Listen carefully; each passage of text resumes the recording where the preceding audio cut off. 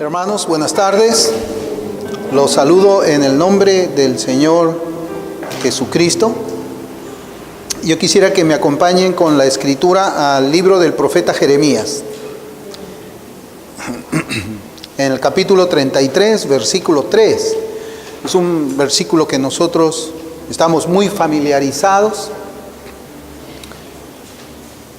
Libro del profeta Jeremías, capítulo 33, versículo 3. Y la palabra del Señor dice, si ya lo tiene: clama a mí y yo te responderé y te enseñaré cosas grandes y ocultas que tú no conoces.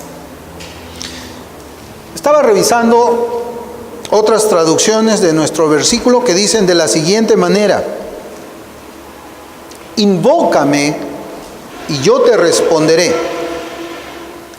Llámame y te responderé. Invócame y yo te oiré benigno. Hermanos, la semana pasada estaba conversando con mi esposa acerca de que en este día, seguramente que en muchas congregaciones estarían predicando mensajes acerca de la reforma protestante del siglo XVI. Yo le decía a ella que yo no recordaba haber predicado alguna vez algún sermón específico acerca de la reforma protestante de Martín Lutero, ahí en el año 1517. Nunca creo que yo he predicado tal mensaje a la iglesia del Señor. Y yo le decía a ella que me gustaría predicar acerca de la vida de los hombres que Dios usó para que se regresara a la Biblia, a la palabra del Señor.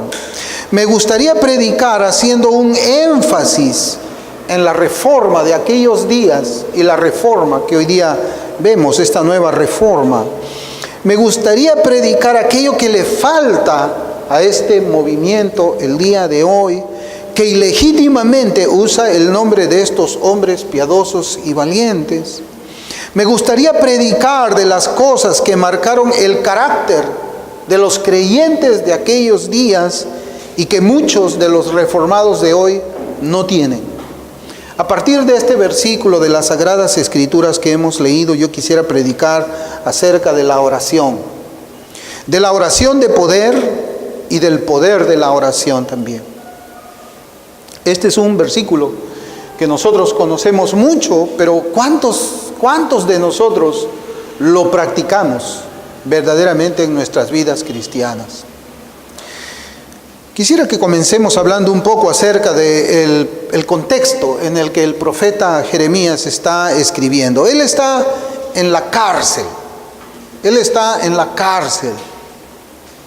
El versículo 1 dice: vino palabra de Jehová a Jeremías la segunda vez, estando él aún preso en el patio de la cárcel. Él estaba preso.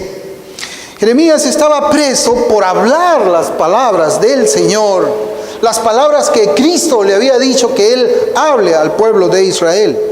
En el capítulo anterior, el capítulo 32, versículo 3, dice: porque Sedequías, rey de Judá, lo había puesto preso, diciendo: ¿por qué profetizas tú diciendo, así ha dicho Jehová? He aquí, yo entrego esta ciudad en manos del rey de Babilonia y la tomará. Para nadie, para ninguno de nosotros es un secreto esto, hermanos. Él estaba preso por predicar el mensaje que Dios le había dicho que él predicara. La ciudad de Jerusalén. ¿Cómo es que se encontraba la ciudad de Jerusalén en ese momento en que llega esta palabra al profeta Jeremías mientras estaba en la cárcel? Jerusalén había estado sitiada, hermanos, por un año.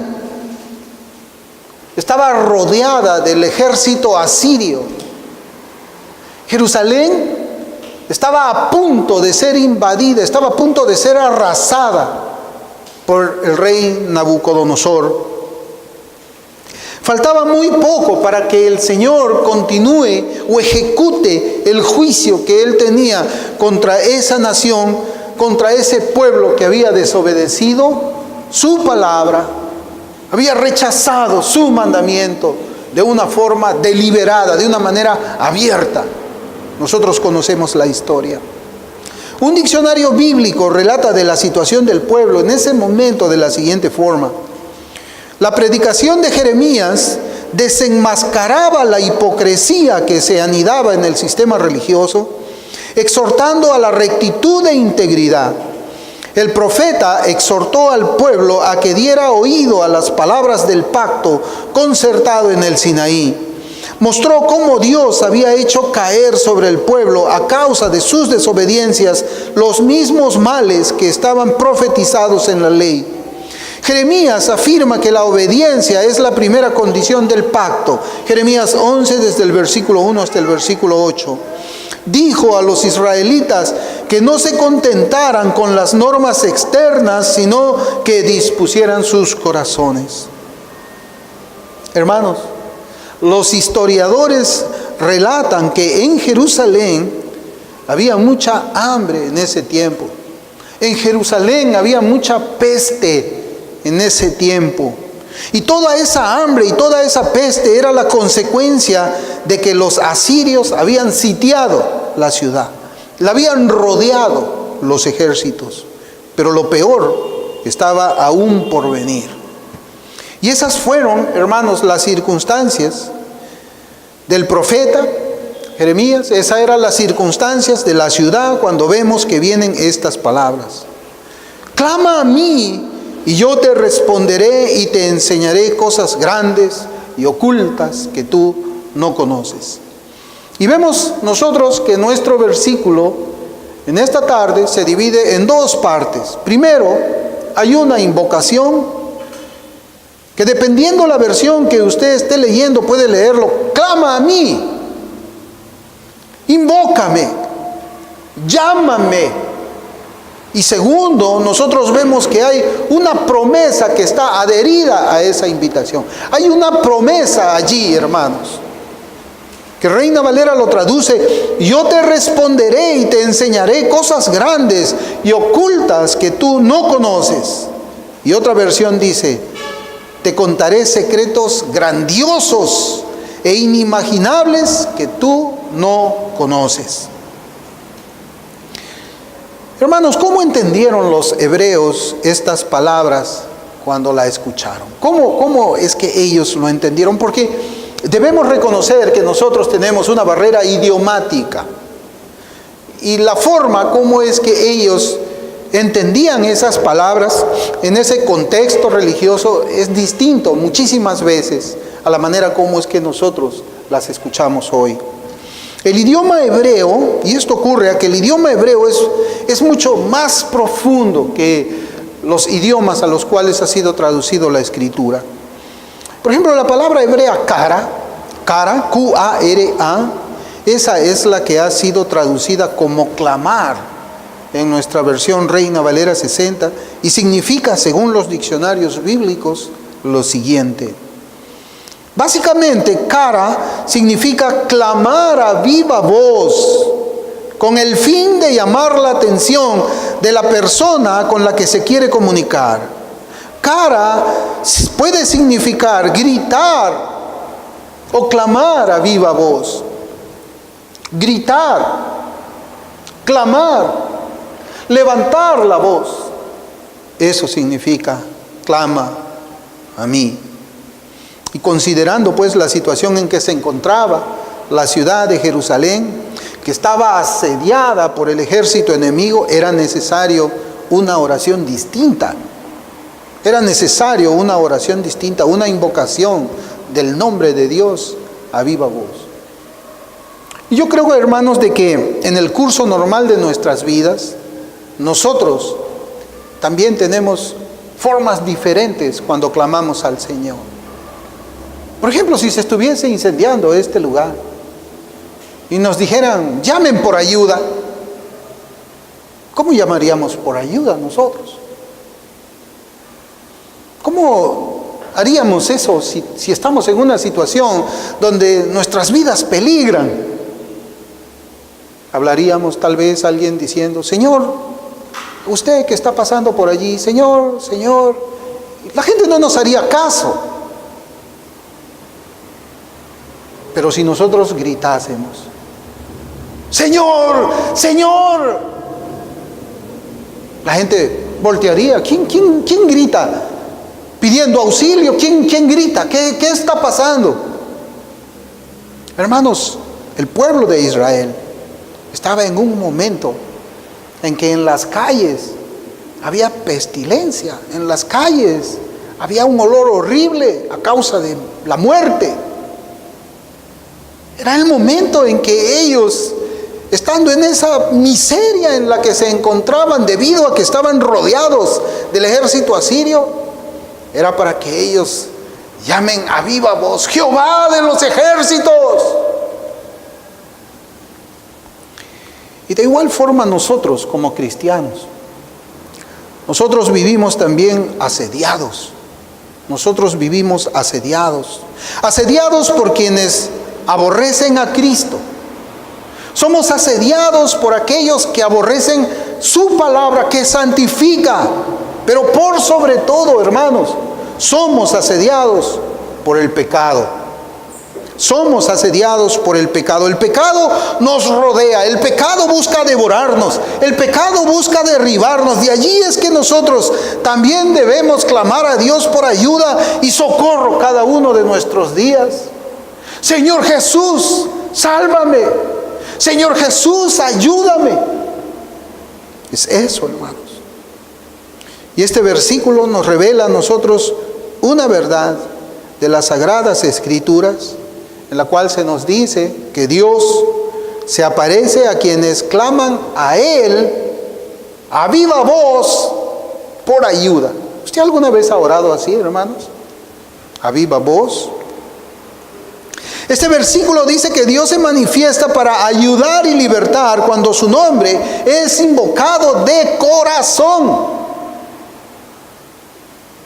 con el deseo verdadero de una genuina libertad, con el deseo de ser socorrido por el Señor. ¿Usted no quiere ser socorrido cuando ve que el pecado está asediando su vida?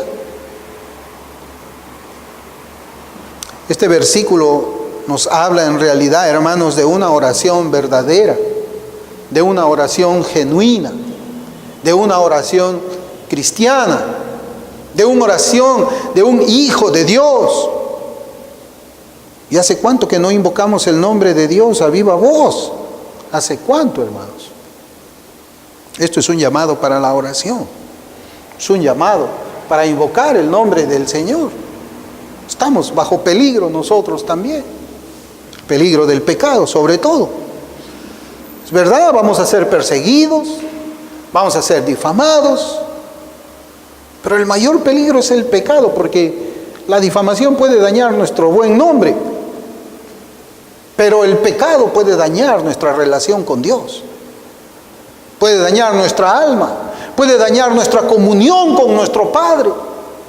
Por eso es más precioso orar por el pecado, contra el pecado, por la salvación, por el socorro de Dios ante el pecado que nos asedia a cada uno de nosotros. Y aquí hablamos de orar, no con susurros y murmullos. Esa es posiblemente la oración que normalmente estamos acostumbrados a hacer. Y está bien que nosotros oremos así, pero hay un momento en nuestras vidas que verdaderamente nosotros, hermanos, necesitamos clamar a Dios, necesitamos clamar a Cristo.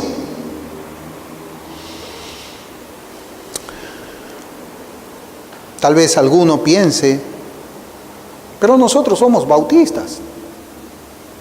¿Cómo es que un bautista puede? Eso que lo hagan los pentecostales. Ellos que clamen y invoquen a alta voz el nombre del Señor. Los bautistas ya sabemos que Dios conoce toda la palabra que le vamos a decir aún antes de que nuestra boca sea abierta. Los bautistas sabemos que Dios no es sordo, como para que tengamos que levantar nuestra voz a Él.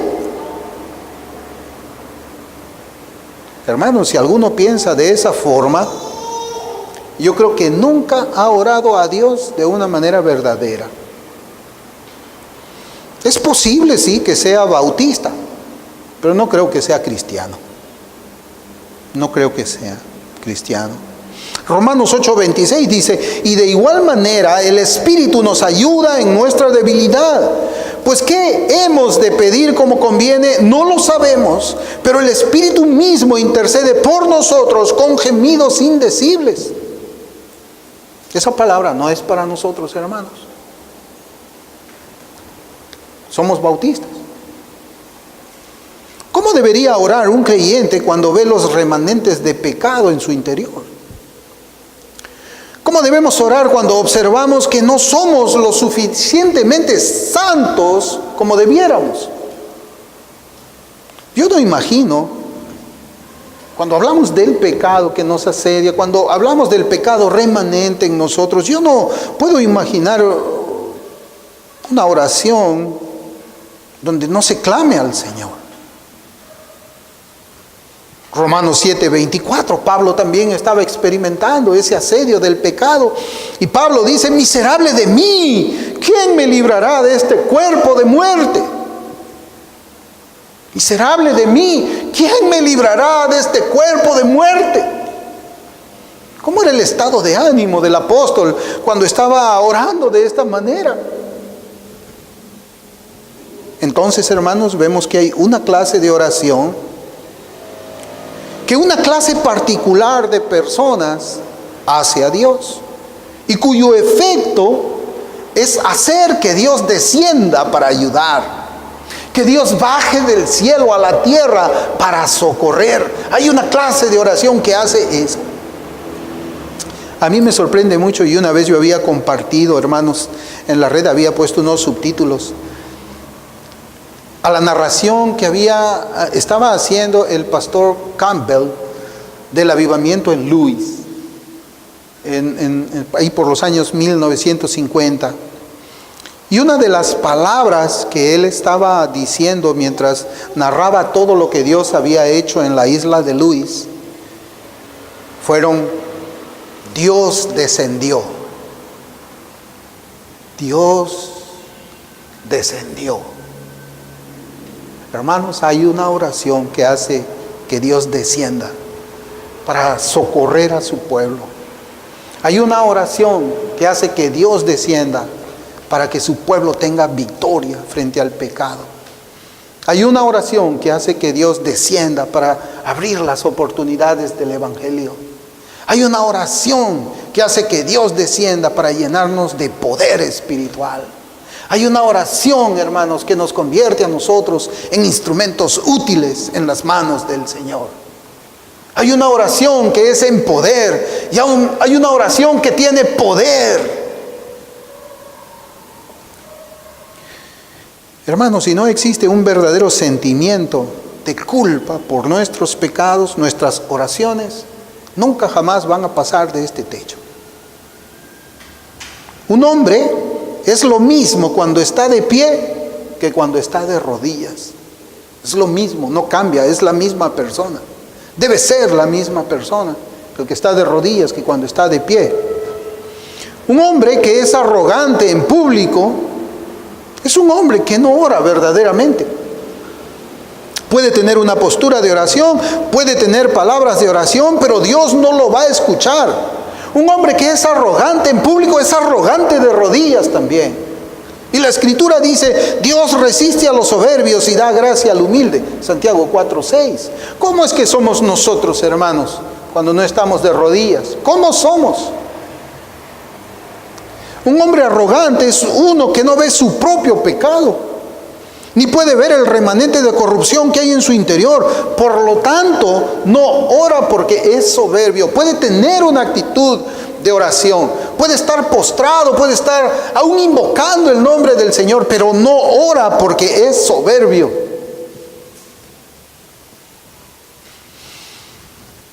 ¿Qué hace a un hombre humilde entonces? ¿Qué es lo que hace a un hombre humilde? ¿Conocer acaso que Dios castiga al pecador? ¿Acaso hace humilde al hombre conocer que Dios aborrece el pecado? ¿Eso le hace humilde? Eso lo saben hasta los romanistas. Y ellos lo enseñan también. Eso no hace humilde. Conocer eso no hace humilde a una persona, hermanos. Sin embargo, el sentir espiritual de la carga del pecado es lo que humilla al hombre. Eso es lo que humilla al hombre. Eso es lo que contrita el corazón. El cual, ese corazón pone palabras en la boca que solamente claman a Dios por ayuda. Claman a Dios por ayuda. La Escritura dice, al corazón contrito y humillado no despreciarás tú, oh Dios. Salmo 51, 17. Hermanos, el pueblo de Israel, en ese tiempo, cuando Jeremías habla estas palabras, ese pueblo no vio su pecado. Ese pueblo no vio su vileza. Ese pueblo no clamó al Señor. ¿Y cómo nos vemos cada uno de nosotros? ¿Cómo? ¿Cómo nos vemos, hermanos? Otra actitud que nos mantiene lejos de Dios y que impide a nuestros corazones clamar a Él es el sentimiento propio de creer que ya lo sabemos todo. Eso también, hermanos, nos mantiene a nosotros lejos de Dios. Lea atentamente este versículo.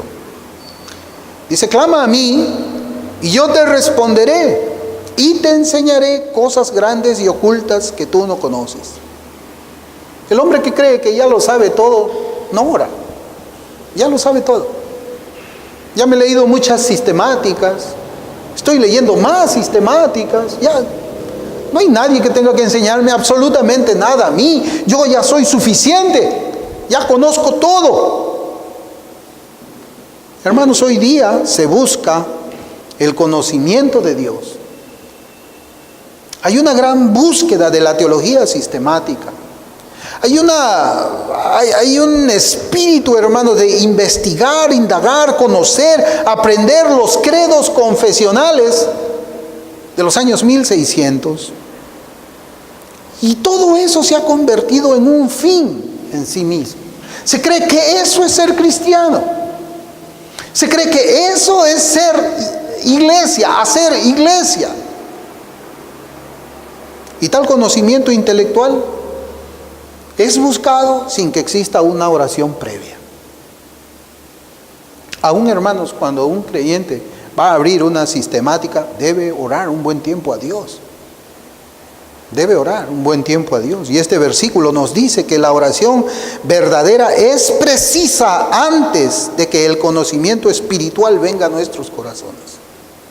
Clama a mí y yo responderé. Tú clamas a mí y yo te voy a enseñar. Hoy día esta generación no quiere aprender de Dios. No claman a Dios para que Dios les enseñe. No claman a Dios para que Dios no les comunique conocimiento. Pero no un conocimiento carnal. Una sistemática la puede aprender hasta un ateo. No esa clase de conocimiento, sino un conocimiento espiritual de Dios. Yo me he quedado asombrado y yo creo que les he comentado también a ustedes, hermano. Yo quería escuchar de un buen teólogo. Yo encontré las enseñanzas de la teología propia del ser de Dios, de los atributos de Dios. Yo encontré de él en el sermon audio, bueno, está en idioma inglés, unas lecciones acerca de lo que es la teología propia, que usted lo puede encontrar en el libro de Berkhoff, lo puede encontrar en el libro de Hodge, lo puede encontrar en el libro de Boswell, lo puede encontrar en el libro de Calvino. En cualquier sistemática usted va a encontrar. Y a mí me dio la curiosidad de saber cómo es que este teólogo predicaba. Hermanos, fue una delicia. Fue una delicia. Porque cuando yo estaba escuchando cómo es que él exponía la omnisciencia de Dios, él me confrontó y me dijo, ya sabes que Dios conoce lo que hay en tu corazón. ¿Cómo es tu vida? Esa era la clase del seminario de ese hombre. Ya sabes que Dios conoce tu corazón. Él es omnisciente. Entonces, ¿cómo es tu vida? ¿Cómo son tus pensamientos? Ya sabes que estás delante de Dios en todo momento. ¿Cómo te conduces en tu trabajo? ¿Cómo te conduces en tu escuela? ¿Cómo te conduces en tu casa? ¿Qué diferencia, hermanos, con la enseñanza fría como el hielo que nosotros podemos encontrar en muchos seminarios, en muchas iglesias, donde la preocupación es solamente llenarle la cabeza al hombre que asiste y dejar vacío el corazón? Clama a mí y yo responderé. Y yo te enseñaré. Dios mismo te va a enseñar. ¿Cómo crees que te va a enseñar Dios? ¿Cómo crees que te va a enseñar Dios? ¿Va a llenar tu cabeza nada más?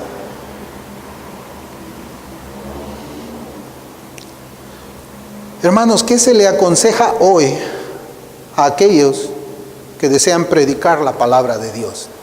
¿Usted alguna vez ha escuchado por casualidad cómo se les enseña a ellos? Hermanos, los consejos son diferentes. A uno que quiere un púlpito, que está buscando un púlpito, son diferentes. Algunos dicen, debes estudiarte la teología de Berkov de una manera intensiva. Eso te va a convertir en pastor. Eso te va a convertir a ti en ministro. Otros dicen, deberías ir al seminario para que aprendas doctrinas. Eso está bien. Sí, está bien, yo creo que sí. Hay otros que dicen, hermanos, y esto todavía da más temor, léete los sermones de Spurgeon, de Jonathan Edwards y otros puritanos reformados para que puedas predicar. ¿O no será que le dirán más bien, cópiate los sermones de Spurgeon para que tú los prediques desde el púlpito? ¿Y qué aconseja? ¿Quién aconseja al candidato que ore a Dios intensamente por conocimiento?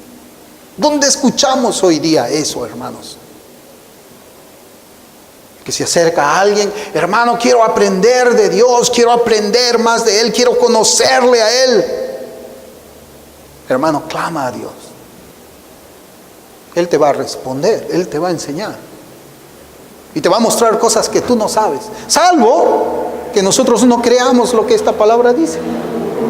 Salvo que nosotros creamos que aquí Dios estaba mintiendo cuando dice, y te enseñaré cosas grandes y ocultas que tú no conoces.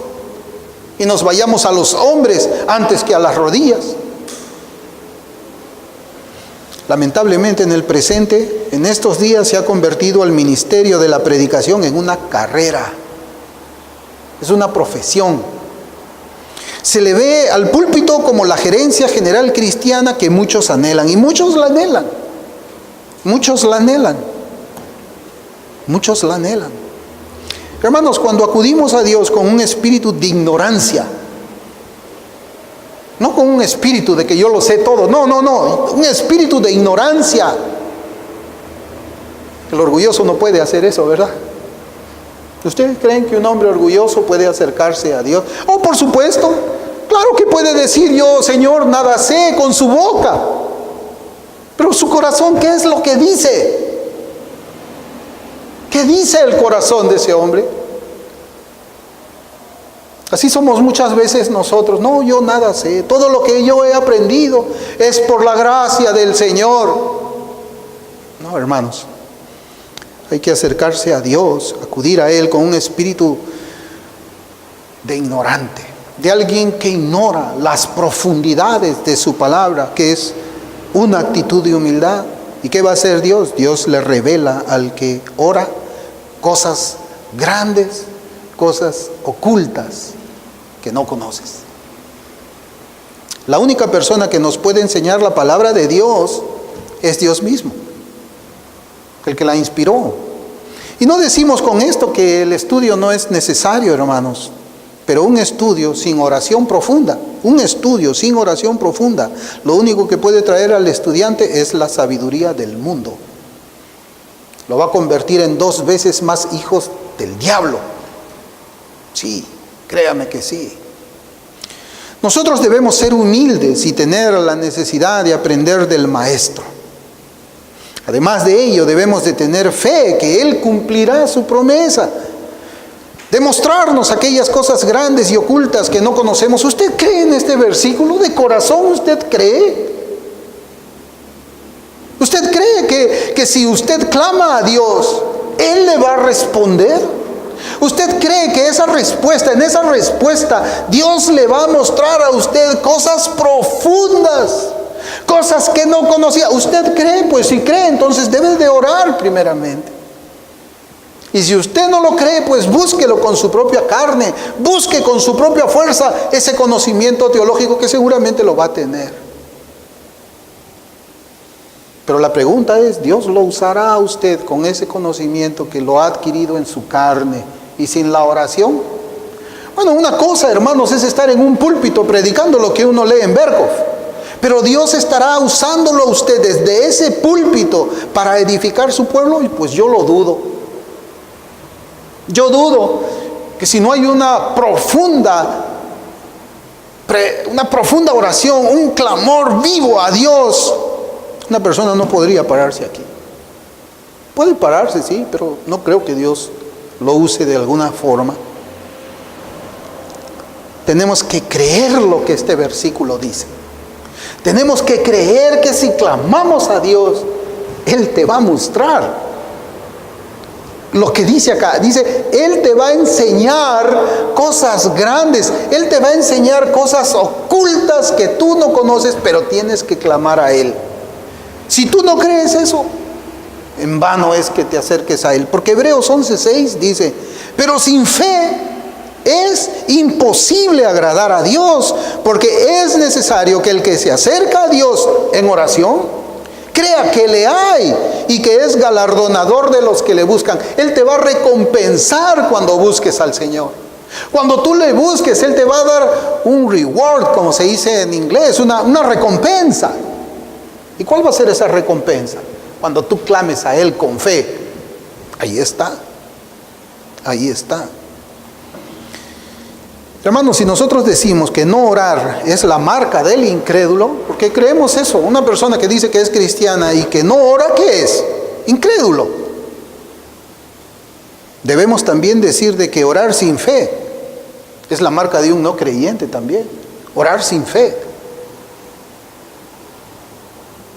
Orar con fe es presentarse delante del Dios vivo, aunque nuestros cuerpos estén aquí en la tierra. Eso es orar con fe. Sabemos que nuestros espíritus están en el cielo delante de Dios, en su misma presencia, y todo esto por los méritos de la intercesión de Cristo. Eso es orar con fe. Hermanos, ¿es fácil entrar a la presencia de Dios? Lo que estamos diciendo es estar en la presencia de Dios. ¿Es fácil entrar a la presencia de Dios? ¿Usted cree que es sencillo? La Biblia nos enseña, hermanos, en muchas de sus páginas que debemos buscar a Dios. ¿Usted sabe lo que es buscar? ¿Alguna vez se le ha perdido las llaves? Y usted está caminando por toda la casa. ¿Dónde está? ¿Dónde está? ¿Dónde está? Hermanos, el espíritu que debe buscar a Dios es así también. Puede ser que estés de rodillas, pero de rodillas estás buscando a Dios, buscando al Señor. Y el Señor así lo enseña en Mateo 7, versículo 8, cuando Él habla de la oración. Dice, porque todo aquel que pide, recibe. Y el que busca, halla. El que lo busca a Dios, lo halla, lo encuentra. Pero tienes que buscarlo. Tienes que buscarlo. Dice, y al que llama se le abrirá. Hermanos, hay una preparación de fe previa a la oración. Eso es lo que le quiero decir. Hay una preparación previa de fe antes de la oración que nos comunica que primero debemos hallar al Señor para verlo y poder escucharlo y poder hablarle. Sí, a veces usted quiere conversar con su esposa. Usted está en el dormitorio y ella está en la azotea de la casa, está en el techo. ¿Usted le habla desde el dormitorio? Usted cuando quiere decirle algo a la esposa, ¿qué es lo que hace? Comienza a buscarla. Tiene que hablar con ella. Va para la sala, no está en la sala. Luego voy al comedor, no está en el comedor. Estará en el patio de atrás, no está en el patio de atrás. Quiero hablar con ella, pero no habla solo. Usted mientras está en la sala y no la ve, no habla.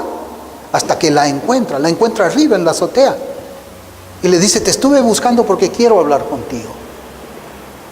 Esa es la actitud previa, hermanos, a la oración. En Juan 6, capítulo 6, versículos 22 al 24, se nos enseña eso, que primero debemos hallar al Señor para verlo y poder escucharlo y poder hablarle. Juan 6, 22, 24 dice: el día siguiente la gente que estaba al otro lado del mar vio que no había habido allí más que una sola barca, y que Jesús no había entrado en ella con sus discípulos, sino que éstos se habían ido solos. Pero otras barcas habían arribado de Tiberias junto al lugar donde habían comido el pan después de haber dado gracias el Señor. Cuando vio pues la gente que Jesús no estaba allí, ni sus discípulos, entraron en las barcas y fueron a Capernaum buscando a Jesús. Así es la oración. Así es la oración.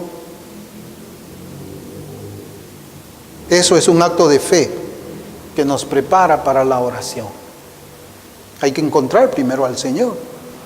Una vez que le encontramos, le adoramos, lo bendecimos, le escuchamos y Él nos escucha a nosotros. Hoy día es diferente, hermanos. Finalmente, en nuestro corazón debemos tener también las actitudes de perseverancia y paciencia para esperar la respuesta del Señor. Clama a mí, yo responderé. Estamos hablando ahora de la respuesta. Clama a mí y yo responderé. Hebreos 6, 12 dice: a fin de que no os hagáis perezosos, sino imitadores de aquellos que por la fe y la paciencia heredan las promesas. La fe y la paciencia heredan las promesas. Hermanos, en un tiempo donde queremos todo al instante, nadie busca al Señor. Lo queremos todo al instante, todo rapidito. Nadie busca al Señor. Vivimos en ese tiempo, ¿no? El fast food, por ejemplo, la comida rápida. Por eso, como queremos todo al instante, es difícil pues hacer una oración de fe. Hermanos, las empresas comerciales, ellos conocen que la mayor característica de nuestros días es la impaciencia. La impaciencia. Por eso, en este distrito, aquí en Los Olivos, y no estoy haciendo publicidad, no le voy a decir el sitio tampoco, se ha inaugurado un sitio donde se venden pizzas que ya están listas para llevar. Es una franquicia de los Estados Unidos. Yo le enseñaba a mi esposa, le decía: mírame, en ese lugar las pizzas ya están listas, no tienes que esperar nada. Uno llega a la caja, paga y te dan la pizza y te saliste. Es que el empresario sabe eso. Todo el mundo es impaciente ahora. A nadie le gusta esperar. Nadie quiere perseverar en la cola, estar haciendo una fila y todavía esperar. No, las pizzas ya están listas. O sea, ya no tienes que esperar 30 minutos que se demora en preparar una. Ya está. Fast food. Comida rápida, oración rápida, respuesta rápida también, como un cajero. Metes la tarjeta, pones tu clave y sale la plata. Así creemos también que es la oración. Pero otra característica que nosotros debemos de tener, hermanos, es perseverancia y paciencia. Clama a mí y yo te responderé. Pero hay que tener perseverancia, hay que tener paciencia. Para la oración no hay fast food. La fe implica, hermanos, y se lo repito, paciencia y perseverancia. Paciencia en la respuesta del Señor y perseverancia e insistencia en continuar orando hasta que esa respuesta llegue. Clama a mí. ¿Cuántas veces vas a clamar para aprender? ¿Cuántas veces vas a clamar para tener dirección? ¿Cuántas veces vas a clamar para vencer al pecado? ¿Una sola vez? No, hermanos, la vida cristiana no es así, la oración no es así. Hay oraciones en las cuales el Señor inmediatamente responde. La oración de Elías en el monte Carmelo, inmediatamente el Señor envió fuego. Pero también hay oraciones en las cuales se necesita mucha paciencia, mucha perseverancia.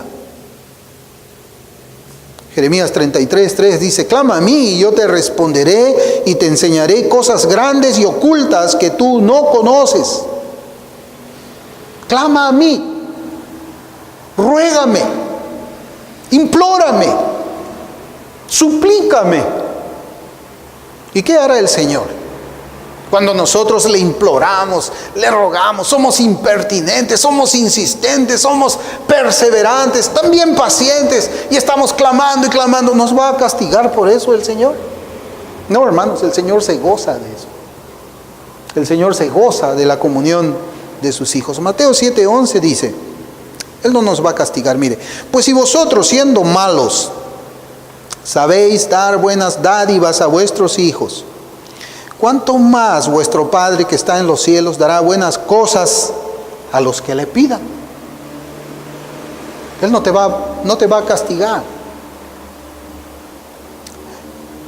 La Escritura nos dice que Dios tiene cosas buenas y grandes para todos los que clamen a Él con humildad, reconociendo que somos ignorantes, pero que tenemos mucha fe.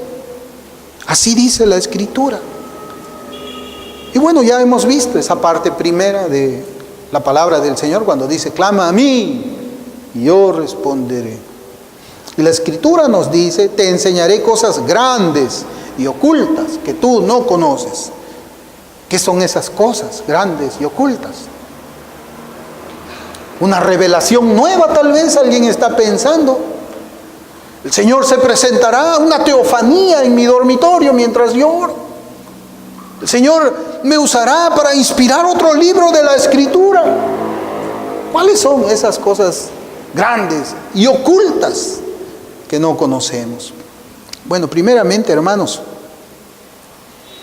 nos va a mostrar que Dios es soberano y que está en control de todas las cosas. Está en control de todas las cosas y está en control de todos los tiempos.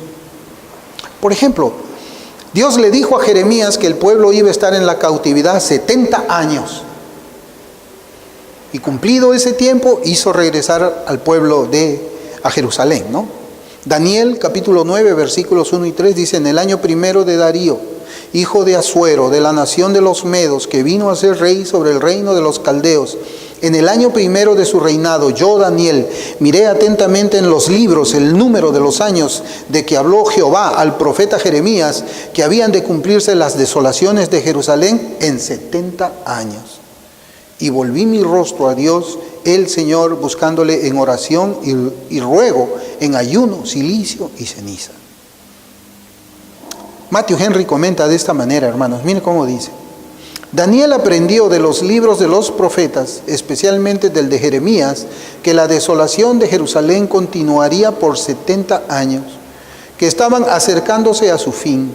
Las promesas de Dios son para estimular nuestras oraciones, no para hacerlas innecesarias. Y cuando vemos que se aproxima su cumplimiento, debemos rogar con más fervor a Dios. Hermanos, tenían que pasar 70 años. ¿Y ustedes creen que el rey asirio, el que estaba en esos días, hubiese impedido la liberación de Israel? ¿Ustedes creen que el hombre hubiese hecho de que esa nación no se quede 70 años sino 100? ¿Acaso puede haber alguien que pueda truncar la palabra de Dios? ¿Acaso cuando el Señor dijo que se haga la luz, la oscuridad prevaleció? ¿Acaso cuando el Señor con su palabra de la nada creó la tierra, ustedes creen que hubiese podido oponerse la materia a ser creada? Absolutamente no. Dios es soberano. Dios dijo 70 años y en 70 años ese pueblo fue liberado, hermanos. Aunque el hombre no hubiese querido, Dios es soberano y Él hace las cosas conforme al propósito de su buena voluntad. Eso es lo primero que nos enseña a nosotros una oración cuando clamamos a Dios. Que Él es soberano, que no hay quien detenga su mano ni le preguntes ¿qué haces? Por eso Romanos 8:28 dice, y sabemos que a los que aman a Dios todas las cosas les ayudan a bien. Esto es, a los que conforme a su propósito son llamados. Hermanos, ¿cómo es que el Señor puede decir eso? Que todos nos va a ayudar a bien. si no es porque Él es soberano. Él es soberano. Y eso nos enseña a nosotros el Señor cuando clamamos a Él. Y su palabra se vuelve vida en nuestros corazones.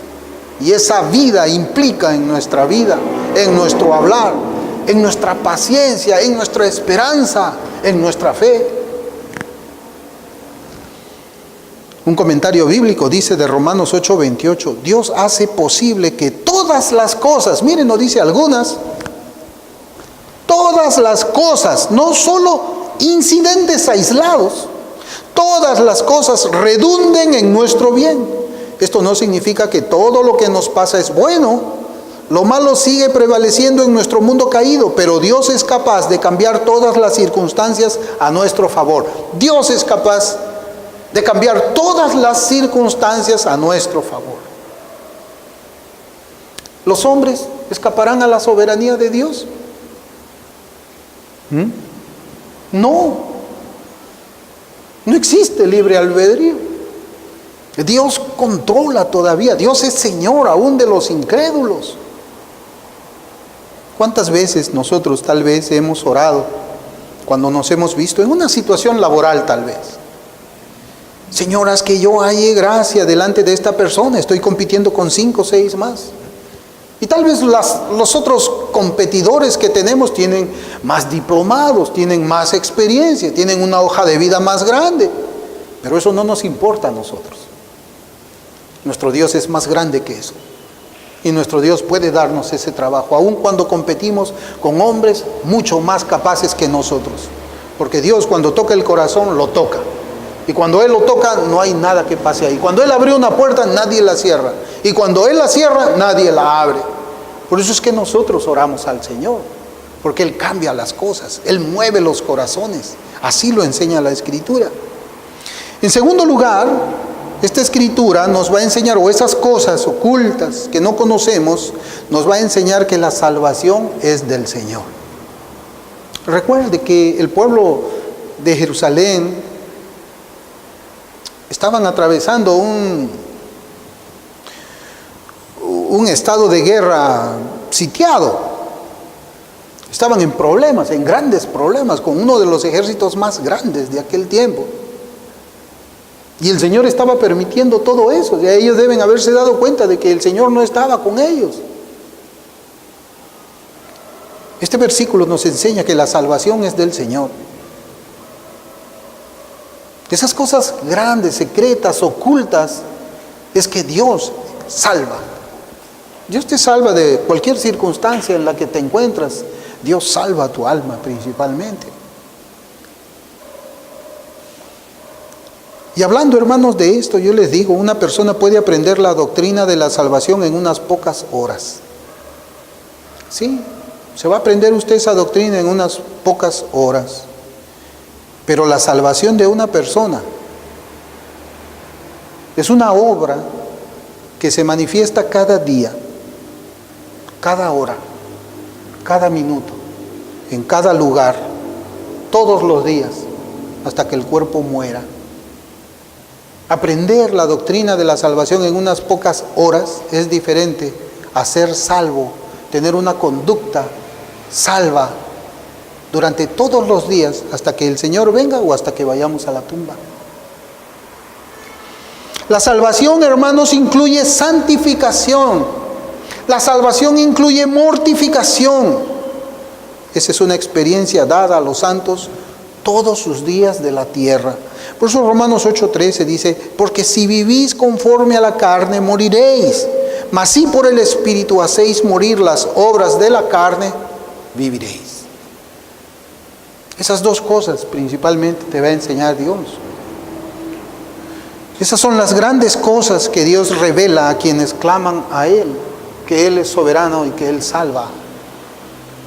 Y las vas a ver no en un papel, lo vas a ver en tu propia vida, en tu propia experiencia. Y después vas a dar testimonio de lo que Dios hizo en ti y lo que hizo por ti también. ¿Son esas las cosas que usted esperaba para clamar a Dios? ¿O el resultado de clamar a Dios es eso lo que usted esperaba? ¿O esperaba tal vez revelaciones nuevas? fuegos artificiales quizás. No, hermanos, no.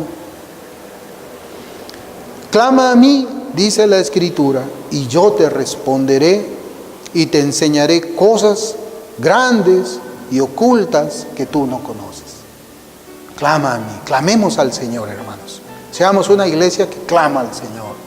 Nosotros estamos viendo cómo ese clamor a Dios está teniendo respuesta. Cómo la oración, Dios la responde en nuestras vidas personales y la responde en nuestra vida como iglesia. Dios es un Dios que responde la oración y está haciendo cosas tremendas y maravillosas.